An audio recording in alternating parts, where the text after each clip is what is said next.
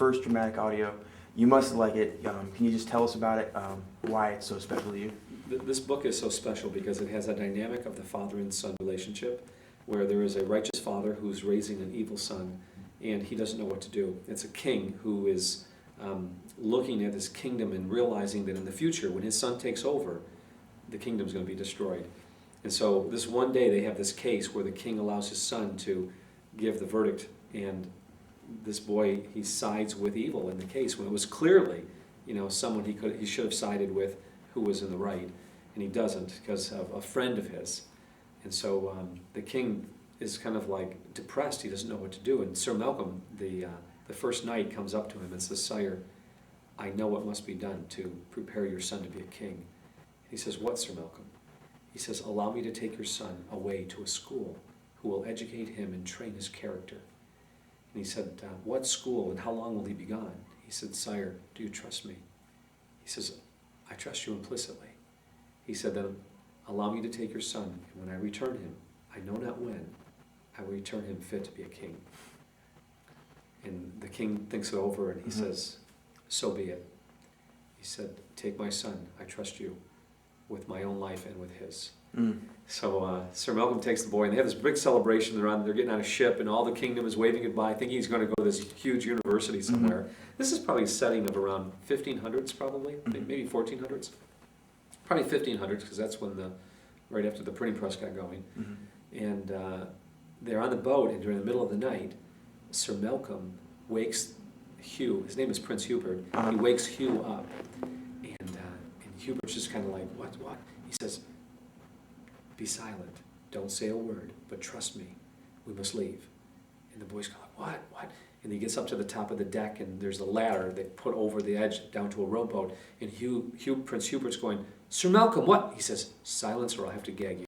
"Sir," and gags him real quick, and all of a sudden, Sir Malcolm picks him up over his shoulders, and he walks onto the ladder into the rowboat, starts rowing away. Hubert is just freaking out, and just trying to get words out. And finally, Malcolm says, you're going to capsize us both, and you must be still, Finally, he says, "I'll take your gag off if you promise me that you will be silent."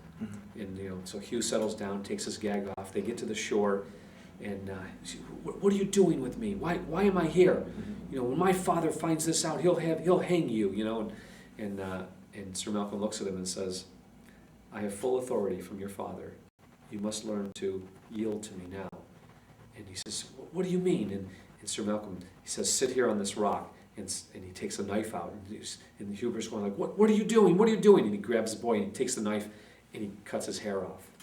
All his long gold locks, and then he says, and he throws these clothes to him. He says, "Now put these on." He says, "These smell like peasants' clothes." He says, "I said, put them on, and put them on now, or harm will come to you." And he's thinking like Malcolm is against him. It's like Malcolm's thinking like, if people know that you're the prince, harm will come to you. You must be in disguise. So he puts the clothes on, and there he is, dressed like a peasant, looking like a peasant, and as they're traveling for hundreds of miles on foot, they get to this village, and Hubert wants to make people know that he is the prince, his son's king. And so he does, and people look at him and just laugh him to scorn, like, "Yeah, you're the prince, all right," They just kind of mock him, and he starts learning that and I love what Malcolm tells him. He says, when they get on the land, he says, "Hubert, the life that you knew before is no longer. You are now to start a new life." And it's the new life of humility. It's the new life of learning through difficulty, and learning that suffering produces endurance, and endurance produces character, and character produces hope, which he's never had before. So he's in this little village, and he gets to this little cottage where there's this door, and the door opens, and there's this old woman there, and she looks at Sir Malcolm and the child, and she says, "I've been waiting for you." And he looks at her and says, "Yes, we've been waiting for you." And she looks at him and says, "Is this the child?" And he says, "Yes." And she says, "Leave him. I know what must be done." And so, Sir Malcolm now is going to leave, and the child's like, "You can't leave." And there's a horse there waiting for him to get away, and the child's there like, "You can't do this to me," And immediately she starts teaching him that those who want to eat must first learn to work. But she doesn't keep food from him. She keeps food from herself and feeds him. She teaches him in reverse by modeling what it means to be sacrificial. And so, to make a long story short... So if he doesn't work, she doesn't eat. That's right. Wow. Yeah. She's giving her last bit to him. And not only that, but the boys in the community teach him also. They're all workers, you know, and he starts being humiliated until finally he starts learning to be a worker himself. He starts learning to chop wood, and he starts learning to enjoy it. And 4 years go by. This is done in a 4-part episode. You know, the book is probably about 200 pages. It's a little over 200 pages. But the dramatic audio is done in 4 30-minute broadcasts. Mm-hmm. When you hear it, you're going to be amazed. And the actors that we have, they're just some of the best, you know. And so at 16, there's an evil governor who starts taxing the people and not allowing them to take the wood out of the forest for their fires. And the people are like, we don't have money to do that, you know. And so Hugh stands up for the injustice. In 4 years, he's been changed. Okay.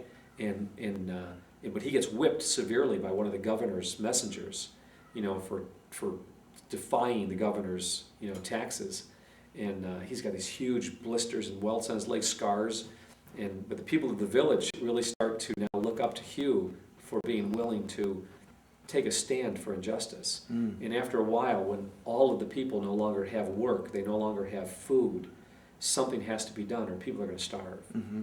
It's kind of like a similar parallel situation to what's going on in our country right now. Mm-hmm. And Hugh says, I have a plan. We must go before the king and tell him.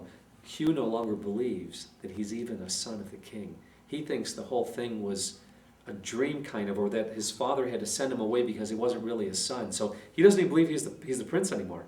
He's just Hugh. He's completely changed. Yes, and he loves the people that he lives with, particularly the woman that is raising him.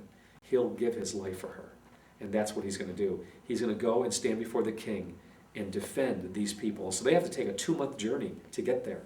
And there's so many little miracles that happen along the way, and just wisdom. The embedded word of God is hidden throughout the stories.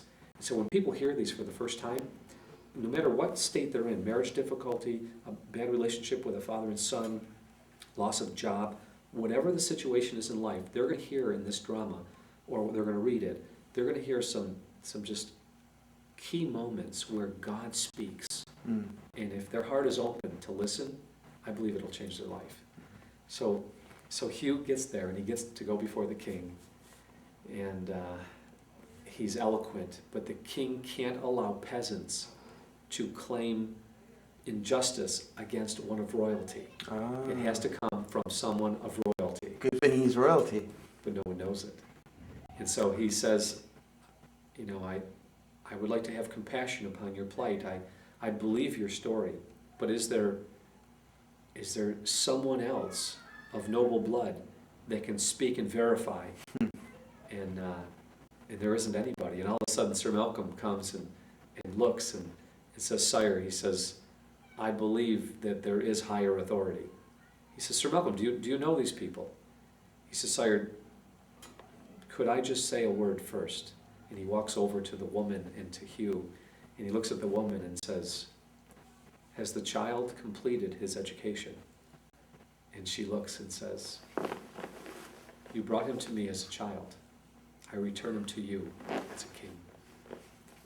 And Sir Malcolm looks at the king, and the king says, or Sir Malcolm says to the king, Sire, I would like to introduce to you my mother. And the woman looks and says to the sire, to the king, and your majesty, I would like to present to you. And the king looks and says,